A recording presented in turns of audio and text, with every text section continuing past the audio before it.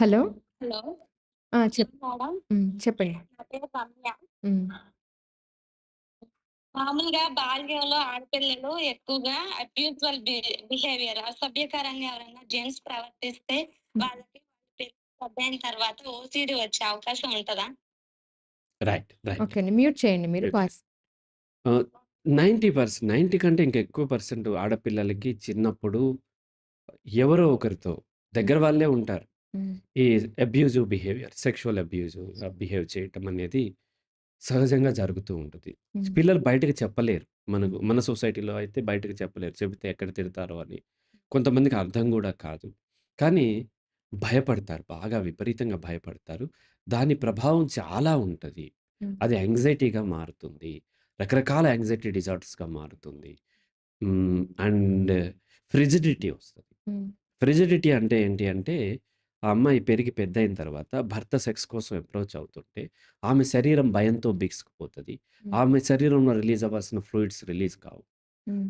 So, దాంతోన ఆమెకి pain అవుతది. అతనికి పెయిన్ అవుతది. అతను దాన్ని మిస్‌అండర్‌స్టాండ్ చేసుకునే అవకాశం ఉంది. ఈ అమ్మాయికి నేనంటే ఇష్టం లేదేమో, లేకపోతే వేరే వాళ్ళంటే ఇష్టమేమో, లేకపోతే ఈ అమ్మాయి సెక్స్‌కి పని చేయదేమో. హ్మ్. అలా జీవితకాలం సెక్స్‌ని ఎంజాయ్ చేయలేక బాధపడినటువంటి వాళ్ళు కూడా ఉంటూ ఉంటారు. హ్మ్. కాబట్టి పిల్లల్ని చాలా జాగ్రత్తగా చూసుకోవాలి. మొదట నా కౌన్సెలింగ్ అనేది ఫైర్ ఫైటింగ్ లాంటిది. అంటే మీ ఊర్లో ఒక ఇల్లు తగలబడుతుంటే ఫైర్ ఇంజిన్ వాళ్ళని పిలిస్తే వాళ్ళొచ్చి ఏం చేస్తారంటే మంటల మీద నీళ్లు పోయరు. చుట్టూ ఉన్న ఇళ్ళన్నీ తడుపుతూ ఉంటారు. హ్మ్. ఇదేంటి పిచ్చోడా ఏంటి ఇక్కడ మంటలుంటే అక్కడ నీళ్ళు పోస్తారు. ఎందుకు అంటే మంట స్ప్రెడ్ అవ్వకుండా చూస్తారు. తర్వాత మంటలార్పుతారు. హ్మ్. అలాగే ఇప్పుడు ఫోను చేసిన అమ్మాయి డెఫినైట్‌లీ అడల్ట్ కాబట్టి హ్మ్. మొదట ఈ ఇంపాక్ట్ ఎలా ఉంటదనేది తెలుసుకుంటే, తన పిల్లల్ని కానీ, తన చుట్టూ ఉన్న పిల్లల్ని కానీ, ఇది జరగనివ్వకుండా జాగ్రత్త తీసుకుంది. ఈ ఫ్రిజిడిటీ లాంటివి వచ్చే అవకాశం ఉంది కాబట్టి, మన పిల్లల్ని, ఆడపిల్లల్ని ముఖ్యంగా చాలా జాగ్రత్తగా మన వాళ్ళ నుంచే హ్మ్. అంకల్స్ లేకపోతేనేమో కజిన్స్, తాతయ్యలు, ఒక్కొక్కసారి చిన్నాన్నలు, తండ్రులు కూడా ఒక్కొక్కసారి చేసే అవకాశం ఉంది. కొన్ని కేసుల్లో చాలా కేసులు తండ్రులు చేసినవి ఉన్నాయి. ఇలాంటివన్నీ కూడా ఆహ్, మనం కాపాడుకోవాలి. ఒక అమ్మాయి కౌన్సెలింగ్ పానిక్ అటాక్స్ ఉంటాయి. అది కౌన్సెలింగ్ అయిపోయింది. చానాళ్ళ తర్వాత తను ఒకరోజు తన తండ్రే తనతోని ఇట్లా బిహేవ్ చేశారని చెప్పటానికి హ్మ్. చాలా హెసిటేట్ అయ్యి లాస్ట్‌కి చెప్పింది. హ్మ్. రైట్? సో, కాబట్టి వాళ్ళు బయటకి చెప్పుకోలేరు ఒక్కొక్కసారి తండ్రులు. అంటే కొన్ని సార్లు తండ్రి లాంటి వాళ్ళు ఆ ఉద్దేశ్యంతో చెయ్యకపోయినా సరే పిల్లలకి అట్లా అనిపించొచ్చు కూడా. అవును. కాబట్టి ఎదిగిన పిల్లలతో ఎలా ఉండాలి అనేది కూడా ఒకసారి చెప్తూ ఉంటాం. తండ్రే కదా! బాబాయే కదా! ఎళ్లి కూర్చోమని మనం ఒత్తిడి చేయకూడదు. అవును. ఎందుకంటే ఈ పిల్లలకి ఎక్కడ ఏం జరిగిందో తెలియదు. తండ్రి దగ్గర కూడా అంటే ఒకసారి మిస్‌కమ్యూనికేట్ కూడా అవ్వచ్చు. అవును. కానీ మిస్‌కమ్యూనికేట్ అయినా ఆ పిల్లలకి కమ్యూనికేట్ అయింది అదే. హ్మ్. తండ్రి తప్పుగా బిహేవ్ చేయకపోవచ్చు. బాబాయ్ తప్పుగా బిహేవ్ చేయకపోవచ్చు.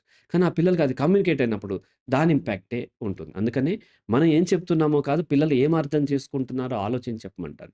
హ్మ్. అలాగే మనం ఏం బిహేవ్ చేస్తున్నామో కాదు పిల్లలకి అది ఎలా అనిపిస్తుందో చూసి మనము చేస్తూ ఉండాలి. హ్మ్. సో, అలా. ఆ తర్వాత ఇప్పుడు దీనివల్ల ఆమె క్వెషన్ ఏంటంటే ఓసీడీ వస్తదా? అంటే ఓసీడీ అంటే ఏంటంటే ఒక యాంక్సైటీ డిజార్డర్. హ్మ్.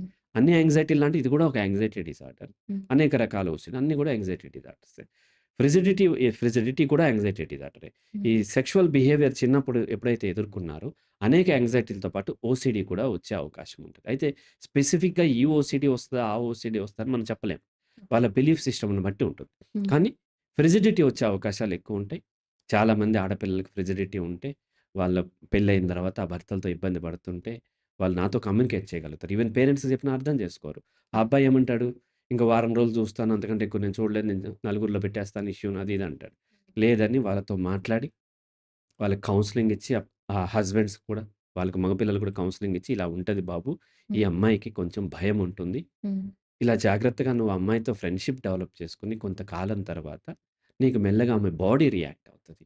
హ్మ్. ఆమెకి నీ భర్త అని తెలుసు. బాడీకి తెలియదు కదా!" హ్మ్. ఆమెకి తెలుసు. కానీ బాడీ ఏంటంటే మనసుకు తగ్గట్టుగా ఉండదు. బాడీ ఎప్పుడు అబద్ధం చెప్పదు. ఆ భయాన్ని అలాగే రియాక్ట్ అవుతది కాబట్టి, కొంతకాలం ఫ్రెండ్‌షిప్ తర్వాత మళ్ళీ నార్మల్ అవుతదని ఆ మగ పిల్లలు కూడా మేము ఎడ్యుకేట్ చేస్తూ ఉంటాము. హ్మ్. కాబట్టి ఆమె అడిగిన క్వెషన్‌కి ఆన్సర్ ఏంటంటే యెస్. వచ్చే అవకాశాలున్నాయి. ఖచ్చితంగా వస్తాయని లేదు. బట్ యాంక్సైటీలొచ్చే అవకాశాలుంది. దాంతో పాటు కొంతమందికి ఓసీడీ కూడా ఉండొచ్చు.